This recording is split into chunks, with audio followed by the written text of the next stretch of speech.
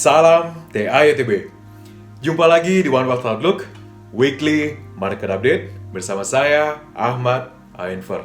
Ekspektasi pasar terhadap inflasi serta arah kebijakan moneter terus berganti sehingga fluktuasi di pasar pun mengikuti. Dan tentunya interaksi antara tekanan harga dan kebijakan bank sentral masih akan terus mewarnai diskusi pasar di tahun depan, di mana keduanya akan berperan penting terhadap narasi pertumbuhan ekonomi ke depannya. Dari Amerika Serikat, dengan inflasi yang sempat menyentuh level tertingginya dalam 4 dekade terakhir, The Fed pun bereaksi dengan meningkatkan suku bunga acuannya dengan cukup agresif di tahun ini. Khususnya, suku bunga telah meningkat hingga 375 basis point sejak Maret lalu, yang sekaligus menandakan siklus pengetatan kebijakan moneter yang paling agresif setidaknya sejak 1980-an lalu. Namun, terdapat indikasi bahwa The Fed mulai bersiap untuk memperlambat laju kenaikan suku bunga acuannya yang berpotensi akan dimulai secepat bulan Desember ini. Menilik tren tekanan harga di Amerika Serikat, inflasi telah mengalami deselerasi dalam beberapa bulan terakhir dengan cetak inflasi CPI Oktober yang mencapai 7,7% secara year-on-year, lebih rendah dari 9,1% di bulan Juni. Secara bulanan, skala inflasi pun tercatat lebih kecil pasca menyentuh 1,4% di bulan Juni lalu. Juga disertai dengan proyeksi harga pada mayoritas komoditas yang melemah ke depannya, outlook inflasi pun cenderung suportif terhadap antisipasi bagi inflasi untuk bergerak turun mendekati target 2% The Fed. Median konsensus pasar memproyeksi inflasi akan turun ke level sekitar 4,3% di tahun depan sebelum turun ke kisaran 2,5% di tahun berikutnya.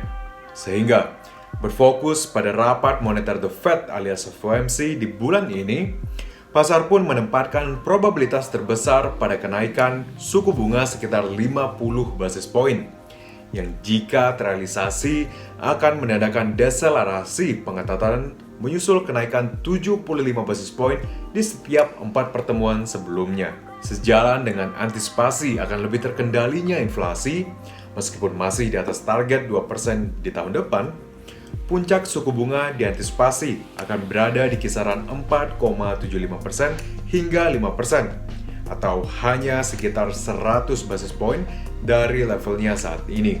Maka menjadi menarik untuk kita perhatikan adalah bagaimana faktor eksternal tersebut dapat mempengaruhi arah kebijakan moneter di dalam negeri ke depannya.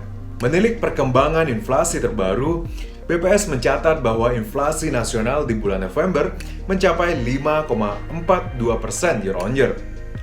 Rilis tersebut menandakan 2 bulan berturut-turut di mana terjadi deselerasi tekanan harga menyusul inflasi September yang mencapai 5,95% seiring dengan penyesuaian harga BBM bersubsidi pada awal September lalu. Sehingga terdapat narasi suku bunga yang sama bagi Bank Indonesia dengan The Fed. Di tengah tren inflasi yang meskipun masih di atas target, namun telah dalam tren penurunan.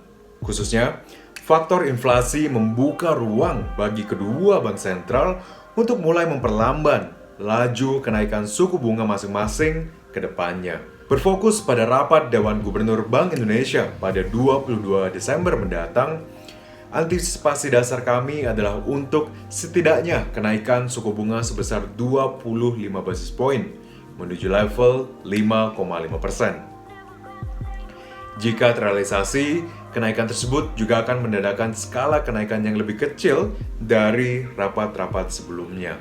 Namun, kembali perlu ditekankan bahwa faktor eksternal, khususnya pengaruhnya terhadap pergerakan nilai tukar rupiah, akan menentukan apakah Bank Indonesia perlu meningkatkan suku bunga acuannya lebih dari 25 basis point. Sekian informasi dan analisis kali ini.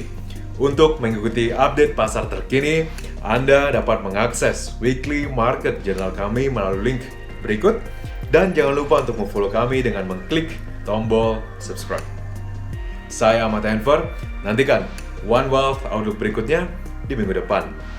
Salam TAYTB.